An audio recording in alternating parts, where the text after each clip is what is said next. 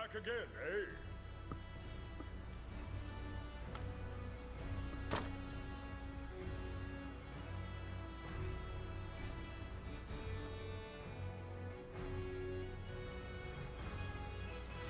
Hellhounds. You return, having survived the sharp fangs and fire of the Hellhounds. The man who hired you seems pleased with the results. Hellhounds are feared as creatures of evil, but the man asserts that this is mere superstition. He says that canines and humans have been friends since before the dawn of history.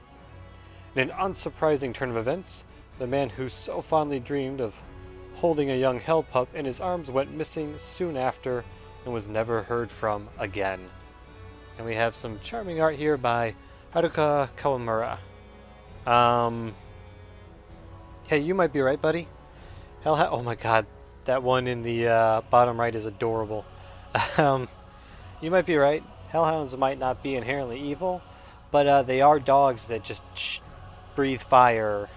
They're wolves, basically, that breathe fire. So, it's going to be one of the harder breeds to domesticate, I suspect. Especially if you go messing around in their territory. Only himself to blame, really. Hello and welcome everyone back to French Bread Plays Dragon's Crown Amazon solo run. We got our side quest done, and gee whiz, it's been a while since I played, but I know we were saving up 3 points for something, right? Right? Let's see. We are the right level for Deadly Revolution. The air category skill must be level 3. What it means by that is we must have at least 3 points put into skills that are air skills, or else we won't be able to invest further into it, which basically unfortunately means we have to take some what I would consider useless skills in order to continue leveling ourselves up down the path we prefer. Huh. I could have frickin' sworn. Oh, I remember now. It was a common skill. And that common skill was Deep Pockets. Increases the number of item slots in bags. I definitely want to increase or improve my Deadly Revolution, but Deep Pockets comes first.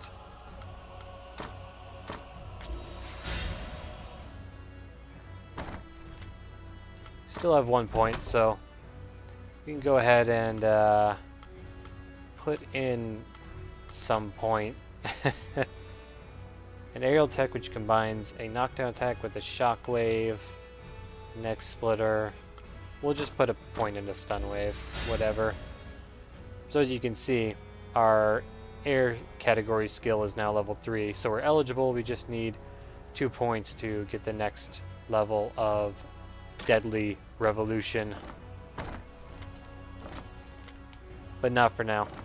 For now, we must head to the Mage's Tower in order to claim the Dragon's Crown.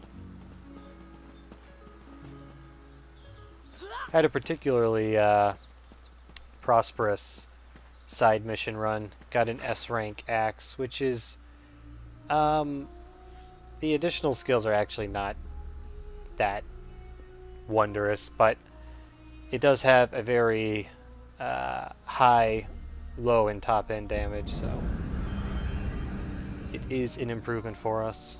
The Mage's Tower, once greatly admired by magicians as a bastion of wisdom. It now embodies all the fears Radiant has of being conquered by the rebel forces which conspire against it. We got owlbears.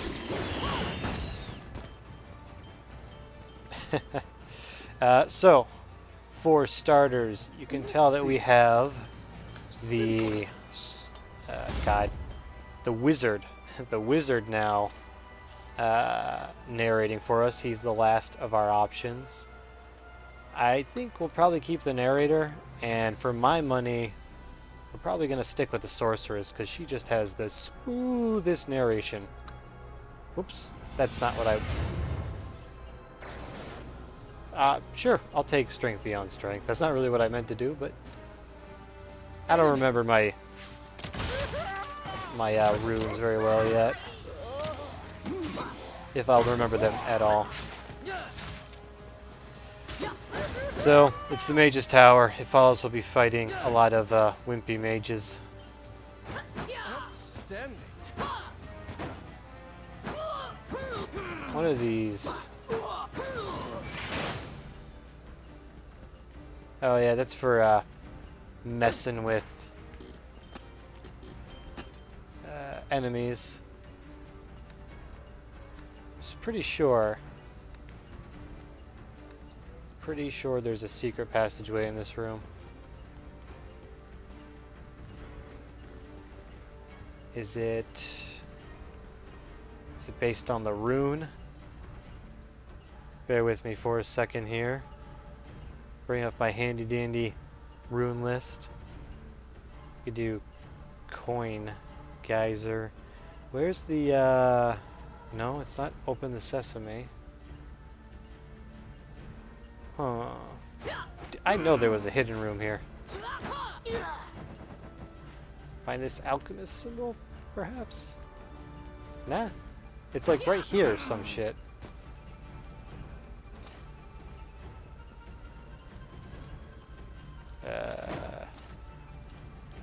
Well, that just defends that particular area that you can see.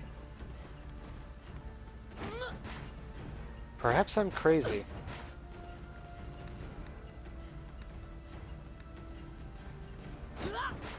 Well, we may as well use this.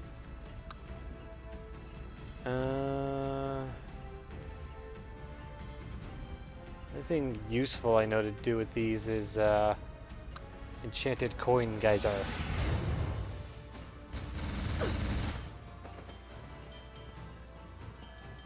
Which is basically a race against time to keep Rani from claiming all that is ours. Fucker. This is a nice screen to have our ascent up the spiraled tower. Some somewhat obvious 3D effects, but it's worth it for getting a shot at that background.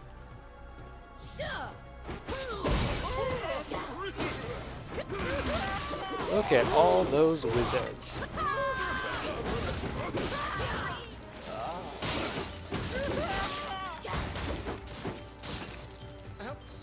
Wasn't the most effective.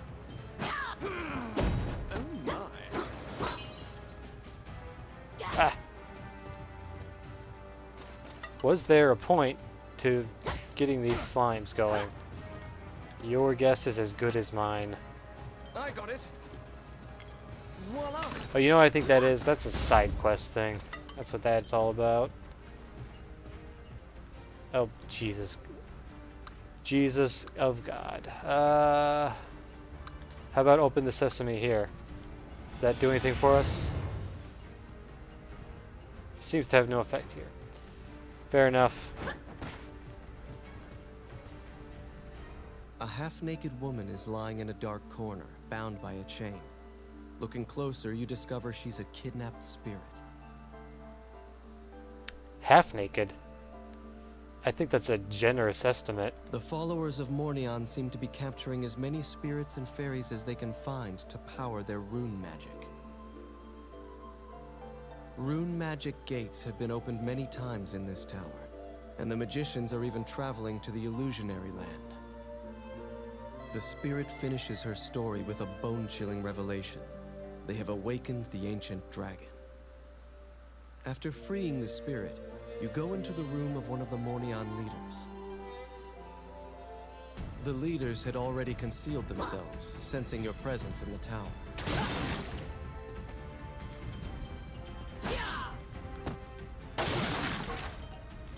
What? Yeah, I think this room has a particular trick about it.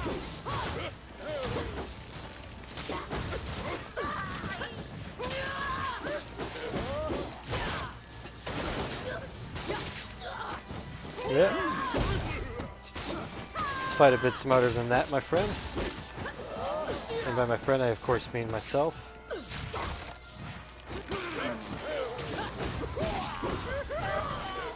Don't be precious, wizards. Abracadabra. These trees are absolute tanks. Alright.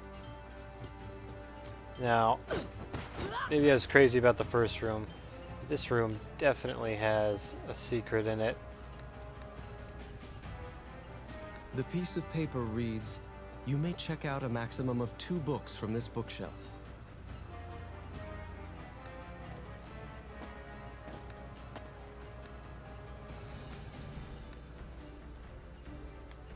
Huh.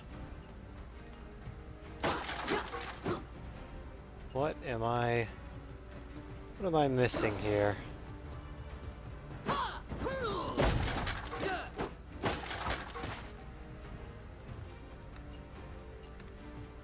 I totally don't remember what to do with this.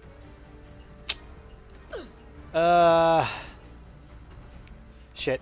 I will figure it out in between episodes, and then when we invariably come back here for a side quest, I will demonstrate what happens then. Enemies? Classic. Can't have a side-scrolling beat 'em up without having at least one elevator battle.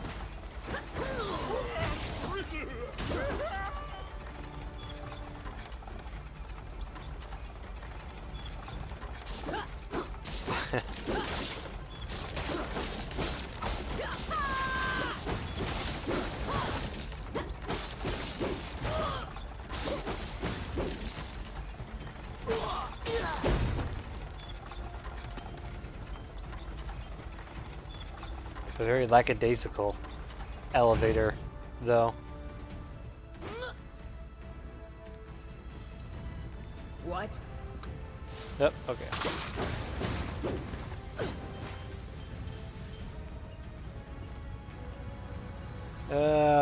Jeez Louise. We'll just go with generate Sylph's Wind because I don't know what I really want here. They're here.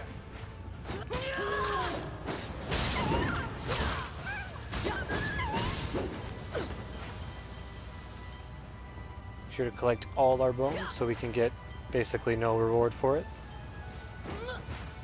What?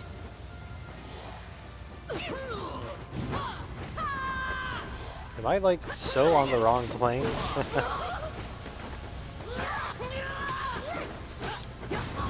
As Amazon, I actually kind of hate having to fight enemies in the air. We're not the worst in the air, but we don't really have a way to like stay planted in one place when we attack in the air. Randy, buddy. Let's see. I totally forgot to make better use of my inventory so that I could put like some healing potions What? up for use. As a result, we will probably lose a credit here. There we go. Because I am terrible at fighting these aerial opponents.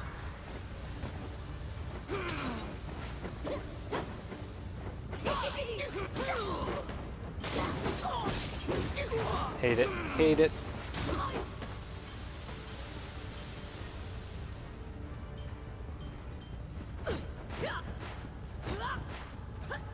Very Aladdin vibe at this point. Cave of Wonders or whatever. And there's a pretty good reason for that. What was it called? FC T? Shit.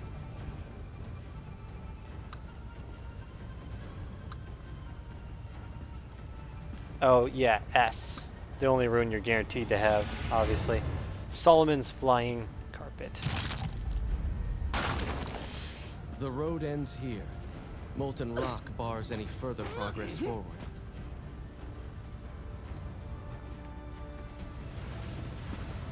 This in its own way is also a classic side-scroller trope.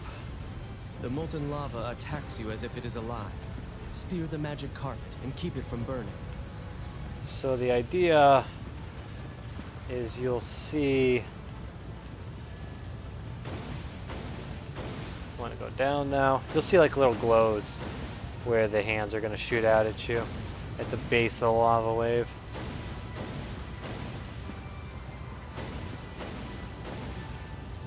Nothing too hard. Up until the point they start playing tricks like that. It's a little difficult to tell which ones are the assault waves.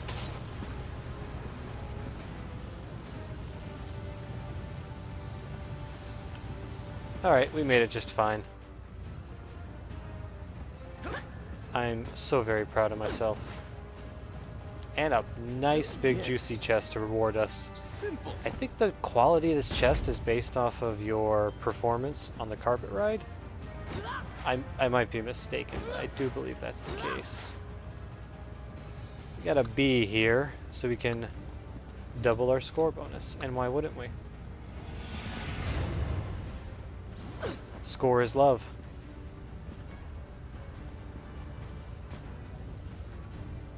Can I get a different camera angle? Thank you.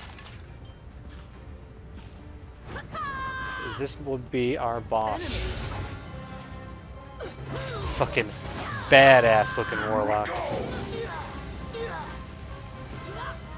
I think this guy is very much a reference to the Lich Necromancer boss from the Dungeons and Dragons Mists of Mystaria or whatever game. I forget what the first one was called. Something Tower? Anyway. The boss from that game was a mage character, and he always shouted out his moves in this kind of generic deep tone. It's great. I love it.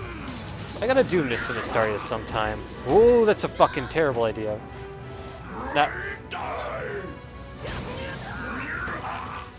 Not Mystaria, by the way. Each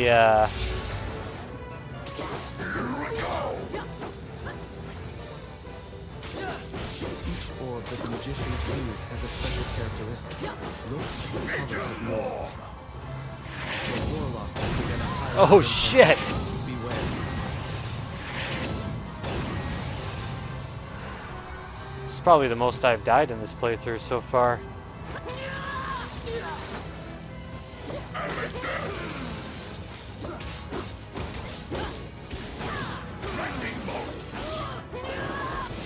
Ah shit, I am getting rocked.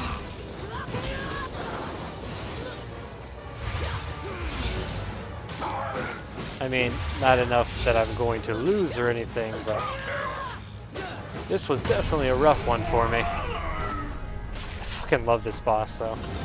One of my favorite. You were successful in slaying one of the Mornion leaders. However, you didn't find the dragon's crown inside the mage's tower. Yeah, maybe I'll rope in one of my buddies and we'll do the D&D beat 'em up, little for fun let's play. Maybe in probably like in one or two sessions. On the warlock's corpse, We'll see. you found the black rune stones that were taken from Lucane. However, one was completely destroyed.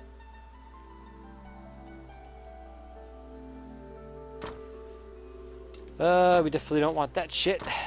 We'll at least look at that. Nope. We'll look at that. Status. Yeah, that's not really... It's not really amazing. Just got some really badass earrings. So, nothing for us in the way of spoils, but that's fine. No a big deal.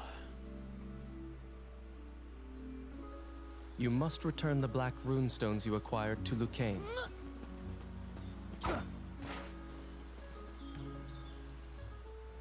Lucane was quite worried about your safety, and flashes a relieved smile when he sees you return. Lucane looks like he definitely has a ring pop on his finger, by the way. Just something I noticed. You give him the 2 black runestones you found. Nobody should be able to enter the illusionary lands now. You tell Lucane that you didn't find the dragon's crown, and what the spirit told you about the ancient dragon. There are many legends about the ancient dragon, but no one knows any specifics. Lucane suggests seeking a specialist. Lucane has an old friend who once researched the ancient dragons. He currently lives as a hermit in the Lost Woods. They had a falling out long ago, and they are not on good terms. It seems you'll have to see him in Lucane's stead. He owes a debt to the late king. He is hard-headed, but he honors his debts. Lucane writes a letter to the castle. First, you must go to the castle and ask King Dean to write an official letter asking for the hermit's cooperation. Oh, how can I help you? King Dean is such a amusing You must name. ask King Dean to write a formal letter asking the hermit to cooperate with your mission. You request an audience with King Dean. However, an anxious-looking Princess Vivian appears instead. Upon inheriting the throne, Dean left the castle with some subordinates and hasn't returned. You brush it aside, reasoning that Dean must have some sort of plan. You assuage the princess's worries. She asks why you're here, and you tell her you need a letter to take to the hermit. She drafts a royal request for you. Vivian gives you a letter asking for the hermit's aid. You must go into the Lost Woods and learn about the ancient dragon. Alright guys, that will do it for today's episode. Well, no, let's pick up our side quests first. Let's be fair to ourselves. You're back. You have a request. Henrietta's automatic doll. A magician who is researching golems and necromancy has put in a request. He wants you to search for an automatic doll that the late tinker Henrietta made. This doll, crafted by Henrietta, is said to have been incredibly articulated. The requester would like to use Henrietta's technology to allow his creations to have the same range of movement. Go to Henrietta's laboratory in the Magician's Tower and find the automatic doll that is her legacy. To gain entrance, you must figure out how to pass a magical mechanism which bars access. It is said that the mechanism that Henrietta most liked when she was alive, was the one that would reflect magic with a giant shield. Okay, so I was 100% right about there being a hidden secret in that room. I just forgot that you needed to whip out that big old shield and then reflect one of the random mage's spells. So that's what was going on there. Take a quick skill check. We have Deadly Revolution that we know we want to level up, but we need 2 points. Can't get any more Punisher or Brandish. We definitely want Berserk, but we don't have enough points for it at the moment. I think that puts us solidly in the save camp. We're going to want that Berserk first, and then the Deadly Revolution, if nothing else more fascinating has come up. Okay, but now, for real, we are all set for this episode. The Mage's Tower is one I'm somewhat lukewarm on. I really like the Magic Carpet deal and the Aladdin throwbacks there. But the rest of it, it's fine. It's cool, but it's definitely not one of my favorites. Unlike the Lost Woods, which we'll be going to next time, which is higher up on my preferred stages. So, hopefully you'll look forward to that. Thanks for watching, and please join me next time. Peace.